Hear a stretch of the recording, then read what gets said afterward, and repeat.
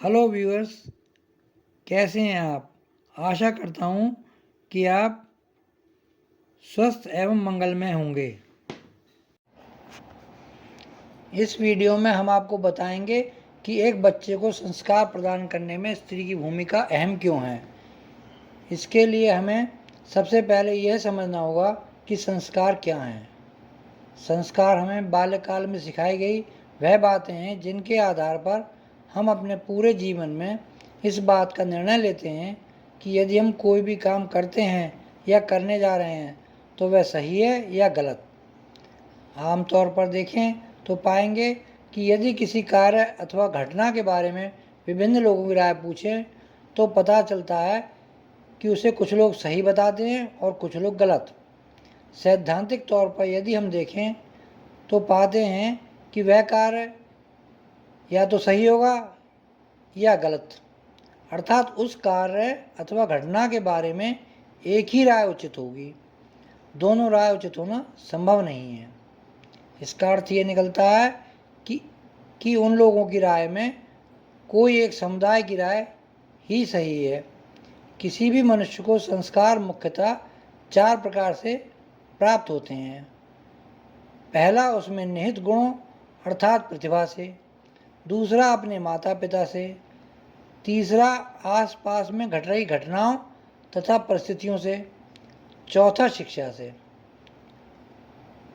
आइए अब आपको बताते हैं कि किसी मनुष्य में निहित गुणों अर्थात प्रतिभा से संस्कार उसे कैसे प्राप्त होते हैं। आमतौर पर देखा गया है कि जब कुछ शिशु जन्म लेते हैं तो वे जन्म से ही प्रतिभा के धनी होते हैं तथा सद्गुणों का भंडार होते हैं। ऐसे शिशु के मस्तक पर अलौकिक तेज होता है। ऐसे शिशु आगे चलकर जीवन में बेहद सफल होते हैं। दूसरे शब्दों में, ऐसे मनुष्य आंतरिक रूप से गुणों के धनी अर्थात संस्कार युक्त होते हैं। ऐसे व्यक्ति स्वभाव में शालीन होते हैं और ऐसे व्यक्तियों की संख्या बेहद कम होती है। इस प्रकार के मनुष्य को बाहरी रूप से संस्कार देने की कोई आवश्यकता किसी प्रकार की नहीं होती। आइए अब बात करते हैं माता पिता से संतान को संस्कार किस प्रकार प्राप्त होते हैं।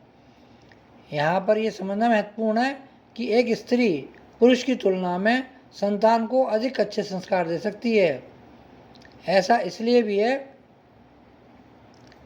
कि स्त्री को धरती जैसा माना गया है तथा पुरुष को आकाश तुल्य। धरती में दृढ़ता होती है तथा स्त्री में भी धरती के समान ही दृढ़ता होती है। प्रकृति का सिद्धांत है, यदि हम कोई गलती करते हैं तो चाहे वह बच्चा हो या बड़ा, ऐसी दशा में दोनों ही समान रूप से दंड के भागीदार होते हैं। जैसे मान लीजिए कि एक बच्चा तथा एक पुरुष जलती हुई अग्नि में अपनी उंगली डाल देते हैं तो दोनों की उंगली समान रूप से जलती है। उचित संस्कार हेतु जहाँ दृढ़ता की आवश्यकता होती है वहीं कर्मठता तथा ईमानदारी की आवश्यकता होती है। और यही कारण है कि एक स्त्री पुरुष की तुलना में अपनी संतान को अधिक अच्छे संस्कार दे सकती है,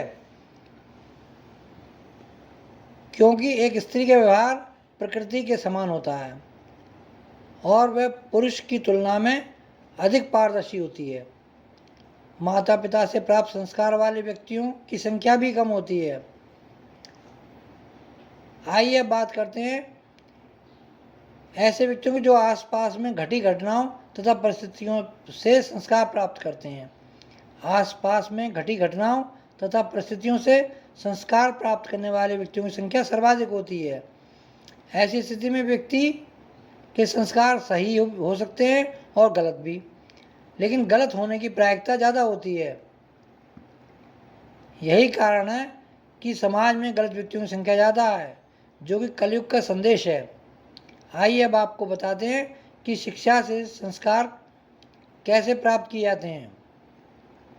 इसके लिए शिक्षा का स्तर अच्छा होना चाहिए एवं ईमानदारी से प्रेरित होना चाहिए। यदि शिक्षा अच्छी होगी तो संस्कार भी अच्छे होंगे, और यदि संस्कार अच्छे होंगे तो एक अच्छे एवं स्वस्थ समाज का निर्माण हो सकेगा। स्मरण रहे कि education is just like an ornament, अर्थात शिक्षा आभूषण की तरह होती है। जिस प्रकार किसी स्त्री के आभूषण उसकी शोभा बढ़ाते हैं, उसी प्रकार शिक्षा भी व्यक्ति के आचरण को सुशोभित करती है। सबसे महत्वपूर्ण बात यह है कि बच्चे माता पिता का आईना होते हैं, इसीलिए माँ बाप को अच्छे गुणों का आचरण करना चाहिए, जिससे कि बच्चों में भी अच्छे गुण स्थानांतरित हो सकें। आइए इसे समझने के लिए आपको एक रोचक कथा सुनाते हैं। एक बार की बात है, दो सगे भाई थे, जिनमें से एक भाई उच्च पद पर आसीन था तथा दूसरा निम्न पद पर। दोनों के ही एक एक पुत्र था। जो भाई उच्च पद पर आसीन था उसकी कमाई भी अच्छी थी, अतः वो निश्चिंत होकर अपना जीवन सुखमय भोगता रहा और उसने अपने पुत्र को कोई संस्कार नहीं दिए, क्योंकि जिन परिस्थितियों में वह अपना जीवन सुखमय व्यतीत कर रहा था उसे अपने पुत्र को संस्कार देने की आवश्यकता ही महसूस नहीं हुई। तथा दूसरा भाई जो कि निम्न पद पर पदस्थ था, उसकी कमाई भी कम थी और वह अपना जीवन संघर्ष में व्यतीत कर रहा था। इस कारण उसने अपने पुत्र को अच्छे संस्कार दिए। कुछ समय पश्चात दोनों भाई रिटायर हो गए। जो भाई उच्च पद पर आसीन था उसका पुत्र संस्कार न होने के कारण जीवन में सफल न हो सका और संघर्ष करता रहा, तथा जो भाई निम्न पद पर आसीन था उसने अपने पुत्र को अच्छे संस्कार दिए। परिणाम स्वरूप उसका पुत्र एक प्रतिष्ठित पद पर आसीन हो गया। अब आप समझ ही गए होंगे कि संतान को संस्कार देने की आवश्यकता क्यों है। स्त्री की इम्पोर्टेंस अर्थात महत्ता की चर्चा आगे आने वाली वीडियो में भी जारी रहेगी।